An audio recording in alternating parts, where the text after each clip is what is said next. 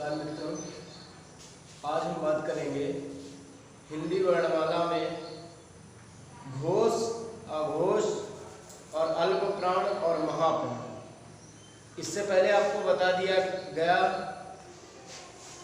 वर्णों के उच्चारण स्थान आपको बता दिया गया था। अब आज की क्लास में आपको पढ़ना है घोष, अघोष, अल्प प्राण और महाप्राण। तो सबसे पहले बात आती है घोष।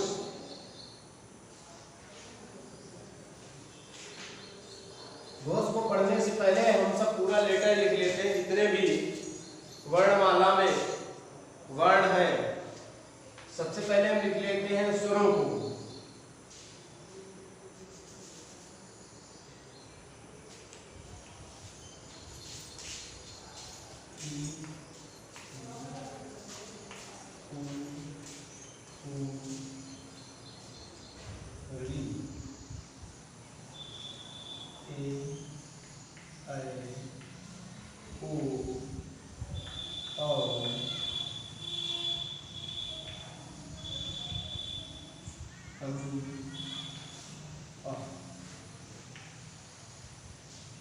उसके बाद में हम लिखते हैं जितने भी व्यंजन हैं। आपको सबसे पहले 5 वर्ग बताए गए थे, का वर्ग, चा वर्ग, टा वर्ग, ता वर्ग, पा वर्ग। सबसे पहले का, खा, गा, घा, अंगा, चा, छा, जा, झा, या, टा, ठा, डा, ढा, ड़ा, ता, था, दा, धा, ना, पा, फा, बा, भा, मा। उसके बाद में या, रा, ला और वा। उसके बाद में सा, सा, सा और हा। उसके बाद में यहाँ तक बात क्लियर हो गई। उसके बाद में छत्र, ज्ञ और त्रा। छ, त्र, ज्ञ और स। उसके बाद में द्विगुणित या उच्छिन्न के अंदर डा और ढा। सारे वर्णमाला में सारे लेटर लिख लेते हैं पहले। अब उसके बाद में बात आती है घोष।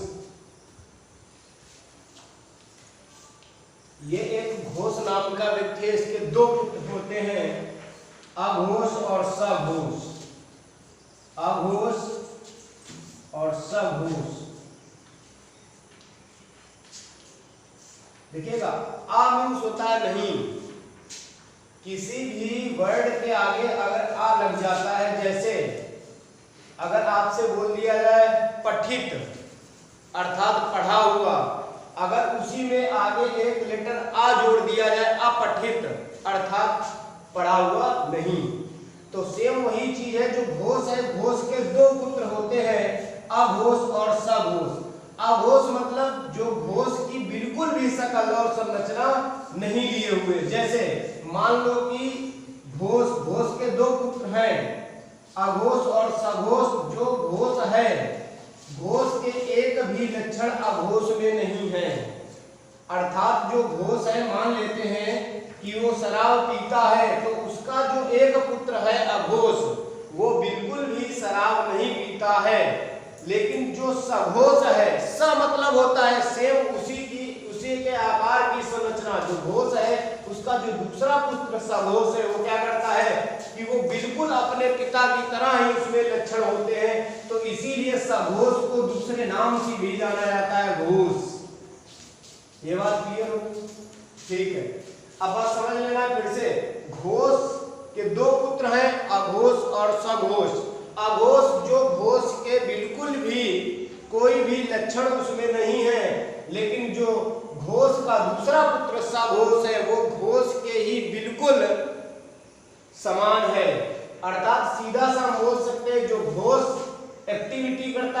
सघोष करता है, अर्थात पूरी संरचना होने के कारण, लक्षण होने के कारण सघोष को घोष के नाम से भी जाना जाता है, अपने पिता के नाम से भी जाना जाता है।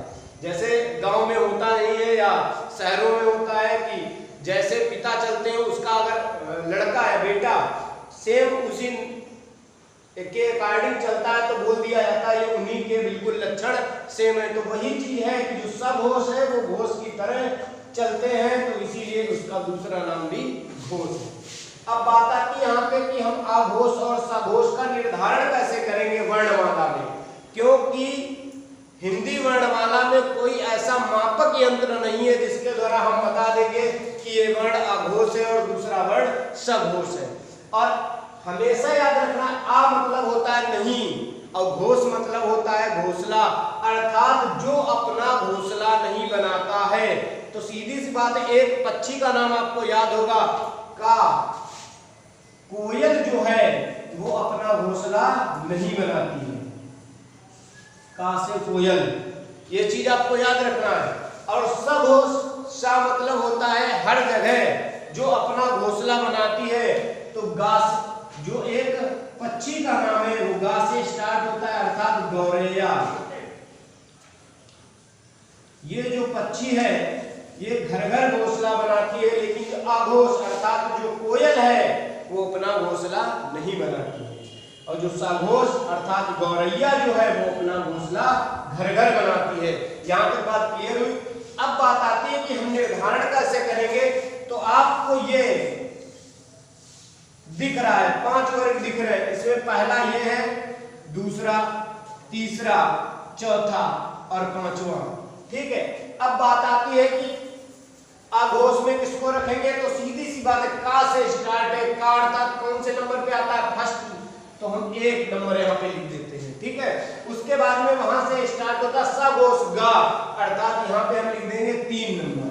अब बचा कौन है, 1 हो गया, 3 हो गया, तो बचा कौन, 2 बचेगा, वो किसके साथ आ जाएगा, आघोष के साथ में आ जाएगा। और जो भी 3, 4, 5 जो बचे हुए हैं वो सघोष के साथ में चले जाएंगे। तो फिर से समझ लेना है कि जो का और आघोष, आघोष मतलब जो अपना घर घर घोंसला नहीं बनाती है उस पक्षी का नाम है कोयल। सघोष जो अपना घोंसला घर घर बनाती है उस पक्षी का नाम है गौरैया। और का जो लेटर है वो पहला लेटर है और जो गा जो लेटर है वो है तीसरा लेटर है, अर्थात पहला दूसरा आघोष और तीसरा चौथा पांचवा सघोष वर्ण हो जाता है। तो ये बात क्लियर हो गई। अब बात आती है कि हम पहला और दूसरा तो लिख दिए, या आप सदैव याद रखना है वर्ग का पहला लेटर और दूसरा लेटर। जैसे का वर्ग है, का वर्ग में पहला का और दूसरा लेटर का क्या है, था। उसके बाद में जो भी बचते हैं लेटर 3, 4, 5 वो सब उसमें चले जाएंगे। तो इसीलिए आपको ये याद रखना, पहला लेटर और दूसरा वर्ण, पहला वर्ण और दूसरा वर्ण आघोष में आएगा, तीसरा, चौथा, पांचवा जो वर्ण होगा वो सघोष में आएगा। उसके बाद में और बचे ये जितने सारे वर्ण बचे उसमें केवल आपको याद रखना है सघोष। ये सा पहले से यहाँ पे अपना स्थान लिए हुए बैठा है, तो इसी के कारण जो सा, तीनों सा है वो आघोष के अंतर्गत आ जाती हैं, सा, सा और सा। और बचे जितने भी वर्ण हैं सभी वर्ण वो किसमें चले जाते हैं, सभी वर्ण जो है वो सब चले जाते हैं सघोष के साथ। बात यहाँ पे क्लियर हुई। घोष, एक घोष नाम का व्यक्ति है, उसके 2 पुत्र हैं, आघोष और सघोष। आघोष जो है वो अपने घोष की तरीके से उसमें कोई भी लक्षण या एक्टिविटी नहीं है, लेकिन जो सघोष है वो अपने बिल्कुल पिता के समान है, जिसके कारण उसका दूसरा नाम घोष भी है। आघोष जो अपना घोंसला घर घर ना बनाता हो उस पक्षी का नाम है कोयल।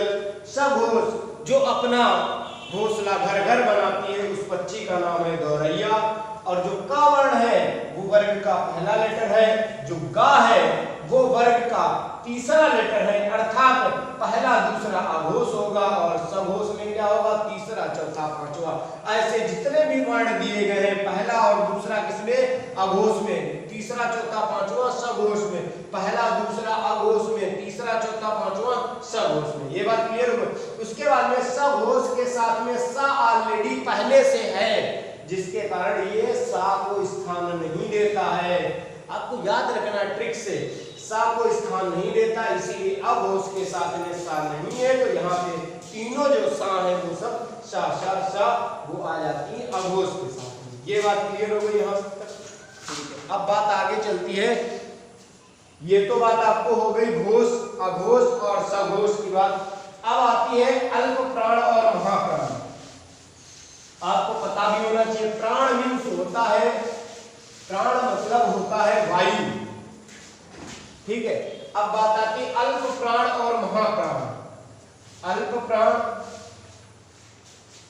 और महाप्राण। अल्प मतलब होता है कम और महा मतलब होता है ज्यादा।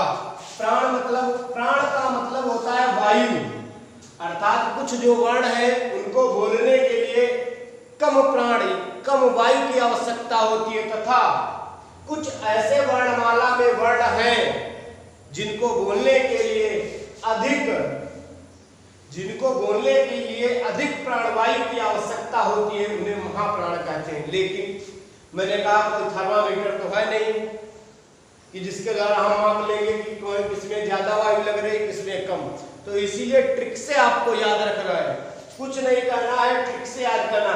अल्प मतलब होता है कम और प्राण मतलब होता है वायु। क्लियर हुआ? इसमें केवल आपको इतना याद रखना है, अल्प वायु अर्थात कम वायु। एक आपको कोड याद रखना है 135।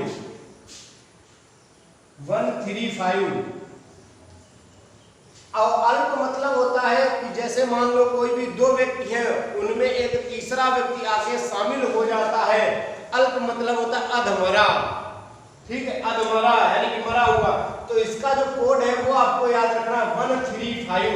135 का मतलब यह है कि वर्ग का पहला वर्ण, तीसरा वर्ण और पांचवा वर्ण जो भी होगा वो अल्प प्राण में आएगा, और जो वर्ण बचते हैं वो कहां चले जाएंगे?